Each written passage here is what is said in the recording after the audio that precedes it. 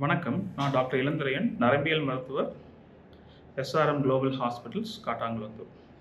இன்னைக்கு நான் உங்களுக்கு ஜிபிஎஸ் அப்படிங்கிற ஒரு நரம்பியல் சம்மந்தப்பட்ட நோயை பற்றி பேச போகிறேன். ஜிபிஎஸ்ங்கிறத பற்றி நீங்கள் ரீசெண்டாக செய்தித்தாளில் படிச்சிருப்பீங்க. பூனேயில் ஒரு எபிடமிக் ஆஃப் ஜிபிஎஸ் வந்ததுன்னு சொல்லிட்டு, அதாவது ஒரே நேரத்தில் நிறைய பேர் ஜிபிஎஸ்ங்கிற நோயினால் பாதிக்கப்பட்டாங்கன்னு சொல்லிட்டு.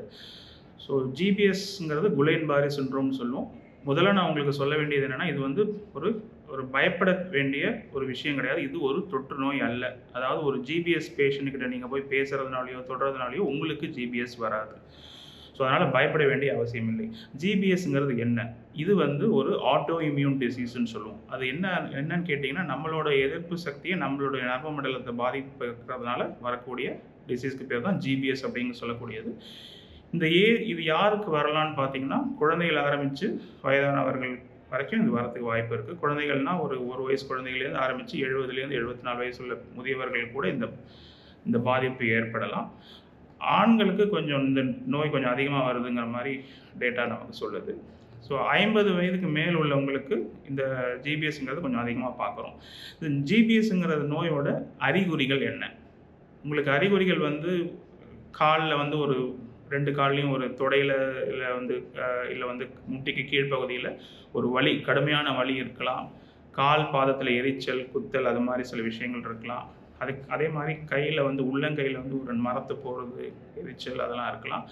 அதோட கூடயே உங்களுக்கு வீக்னஸ், அதாவது பலகீனம், 2 கால் வீக்னஸ் ஏற்படலாம். உங்களுக்கு நடக்கிறதுக்கு சிரமமாக இருக்கலாம், உட்கார்ந்து எழுந்திரிக்கிறதுக்கு சிரமமாக இருக்கலாம். அதே மாதிரி கைகளை பயன்படுத்துவதிலையும் உங்களுக்கு சிரமம் இருக்கலாம், வீக்னஸ் இருக்கலாம்.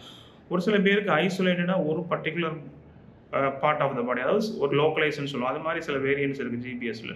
ஃபெரிங்கோசெவிகோபிரேக்கியல் வேரியன்ட்னு சொல்லுவோம். அது மாதிரி இருக்கிறவங்களுக்கு கண்ணை டைட்டாக மூடுறதுல பிரச்சனைகள், முழுங்குறதுல பிரச்சனைகள், இது மாதிரி சில விஷயங்கள் வரலாம். இப்போ ஜிபிஎஸ்ல ரொம்ப முக்கியமாக பார்க்க வேண்டிய விஷயம் என்னன்னு கேட்டிங்கன்னா, இந்த நரம்பு மண்டலத்தில் பாதிப்பு ஏற்படுறதுனால சில பேருக்கு மூச்சு விடுறதுக்கு உண்டான மசில்ஸ், அதாவது ரெஸ்பிரேட்டரி மசில்ஸ்ன்னு சொல்லுவோம், இன்டர்காஸ்டல் மசில்ஸ், டயஃப்ரம், அந்த இடத்துல பாதிப்பு ஏற்படுதா உங்களுக்கு மூச்சு திணறல் ஏற்படலாம். ஸோ யாருக்காவது நான் சொன்ன இந்த அறிகுறிகள், அதாவது தொடர்ந்து 2-3 நாளைக்கு காலில் வலி, அப்புறம் கால் பாதத்தில் எரிச்சல், குத்தல், உள்ளங்கையில் ஒரு மரத்து போகிற மாதிரி இருக்குது, எரிச்சல் இருக்குது, கைகளை பயன்படுத்துவதில் ஒரு சிக்கல், அதாவது கையில் ஒரு பலகீனம் இருக்குது, முழுங்கிறதுக்கு பிரச்சனை இருக்குது, மூச்சு விடல சிரமம் இருக்குது, இது மாதிரி எந்த அறிகுறிகள் இருந்தாலும் உடனடியாக நீங்கள் ஒரு நரம்பியல் மருத்துவரை அணுக வேண்டும். ஜிபிஎஸ்ங்கிறதுக்கு நம்மக்கிட்ட நல்ல ட்ரீட்மெண்ட்ஸ் இருக்குது. ஏர்லியராக நம்ம ஜிபிஎஸ் ஐடென்டிஃபை பண்ணி ஒரு நரம்பியல் மருத்துவரை நீங்கள் அணுகுனீங்கன்னா அதுக்குண்டான எஃபெக்டிவ் ட்ரீட்மெண்ட் கொடுத்து சீக்கிரமே நீங்கள் குணமடையலாம்.